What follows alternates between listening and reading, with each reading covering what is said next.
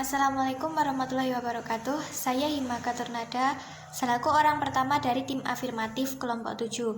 Adapun topik debat kali ini adalah pembelajaran bahasa Indonesia di masa pandemi hanya dapat mengukur keterampilan menulis. Seperti yang telah kita ketahui bersama bahwa saat ini dunia sedang dihadapkan pada situasi pandemi. Nah, sehingga pemerintah itu menetapkan kebijakan dalam hal pendidikan, yaitu pendidikan diselenggarakan secara online atau yang saat ini kita kenal dengan sistem pembelajaran jarak jauh. Pengertian sistem pembelajaran jarak jauh itu sendiri adalah pendidikan formal berbasis lembaga yang peserta didik dan instrukturnya berada di lokasi yang terpisah, sehingga memerlukan sistem telekomunikasi interaktif untuk menghubungkan keduanya dan berbagai sumber daya yang diperlukan di dalamnya. Dalam pembelajaran bahasa Indonesia itu sendiri juga ada keterampilan berbahasa yang dibagi menjadi dua kelompok, yakni secara lisan dan tulis. Dari kelompok secara lisan itu meliputi keterampilan menyimak dan keterampilan berbicara. Sedangkan dari kelompok keterampilan berbahasa secara tulis ada keterampilan membaca dan keterampilan menulis. Jika dilihat dari sifatnya, keterampilan berbahasa secara lisan itu bersifat reseptif, yang berarti menerima atau memahami pesan yang disampaikan oleh pembicara ataupun penulis.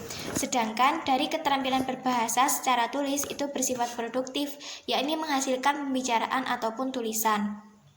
Nah, seperti yang telah kita ketahui bersama bahwa pembelajaran bahasa Indonesia di masa pandemi itu lebih mengukur keterampilan menulis, karena dalam pelaksanaannya pembelajaran bahasa Indonesia itu guru akan lebih sering memberikan tugas untuk menulis, karena hanya dengan keterampilan inilah guru dapat meninjau kemampuan siswanya secara langsung.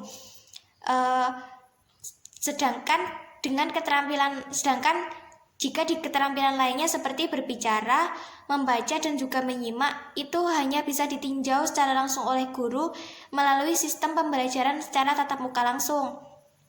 Ketidakmungkinan ini karena jika melalui PJJ atau pembelajaran jarak jauh itu sering kali terkendala sinyal dan jaringan, sehingga terdapat kendala seperti siswa yang kesulitan menyimak ataupun mendengar penjelasan gurunya. Begitupun guru yang kesulitan menyimak dan mendengarkan diskusi siswanya.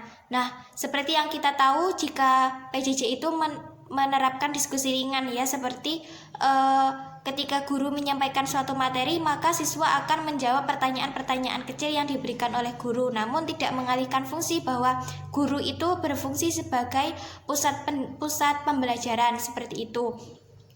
Contoh konkret dalam pembelajaran bahasa Indonesia di masa pandemi ini hanya dapat mengukur keterampilan menulis, yaitu bahwa seperti dalam kompetensi dasar mengenai teks deskripsi SMP.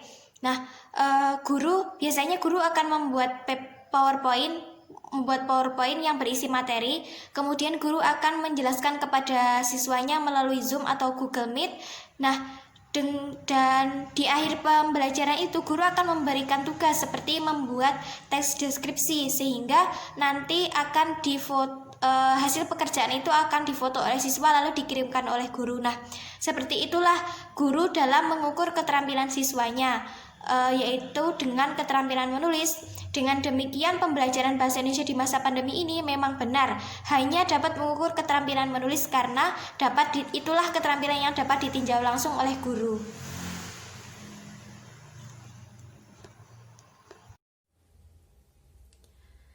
Terima kasih atas waktu dan kesempatan yang telah diberikan kepada saya. Saya selaku pembicara kedua dari tim afirmatif sangat setuju dan sangat mendukung terhadap mosi yang telah diberikan kepada saya. Saya juga sangat setuju apa yang telah dipaparkan oleh pembicara kedua. Pada masa pandemi COVID-19, pembelajaran bahasa Indonesia hanya dapat mengukur keterampilan menulisnya saja.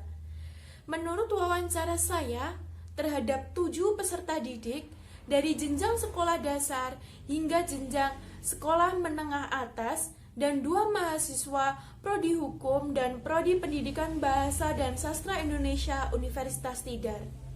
Pembelajaran daring bahasa Indonesia dilakukan secara monoton tanpa kreativitas dari tenaga pendidik, bahkan dosen. Tenaga pendidik hanya menjelaskan materi seperti puisi, teks narasi, teks negosiasi, pantun, dan lain sebagainya. Setelah itu, siswa dituntut hanya untuk mendengarkan dan mencatat apa yang telah diberikan oleh guru atau tenaga pendidik.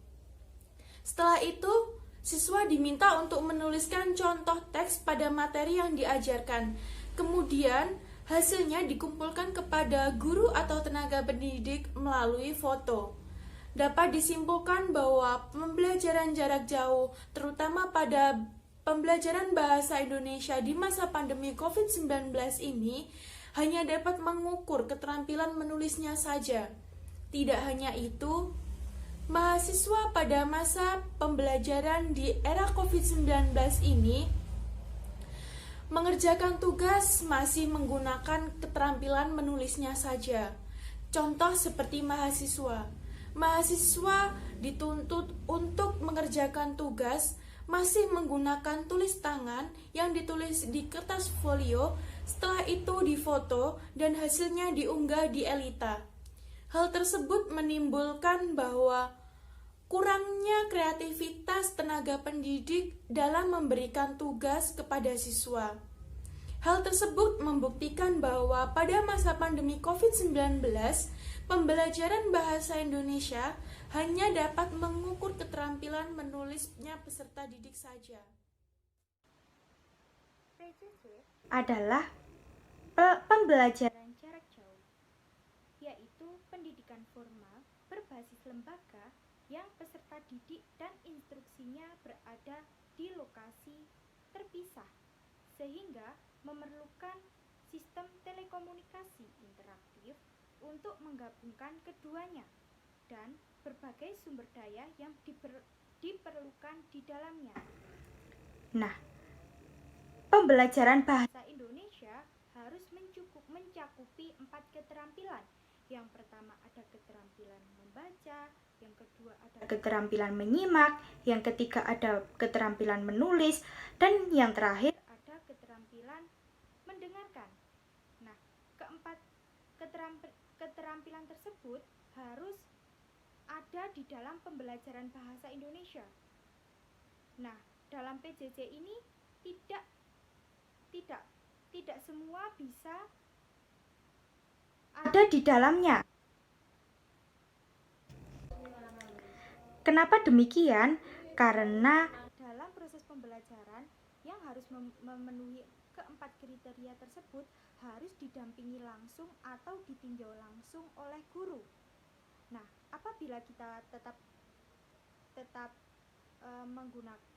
menggunakan Zoom atau Google Meet, itu akan terkendala oleh sinyal atau jaringan yang akan tambah mempersulit siswa. Seperti yang sudah dijelaskan oleh Mbak Hima tadi, bahwa suatu pembelajaran harus ada feedback dari pendidik dan peserta didik, apalagi pembelajaran bahasa Indonesia yang terkenal membosankan dan monoton. Nah, untuk itu dapat disimpulkan bahwa pembelajaran bahasa Indonesia itu untuk saat ini, untuk masa pandemi ini hanya memenuhi keterampilan menulis saja. Untuk mengatasi itu, guru harus berpikir keras agar 4 keterampilan itu, yaitu berbicara, membaca, menulis, dan mendengarkan, itu harus tersampaikan dan terlaksana agar pembelajaran efektif dan efisien. Sekian, terima kasih.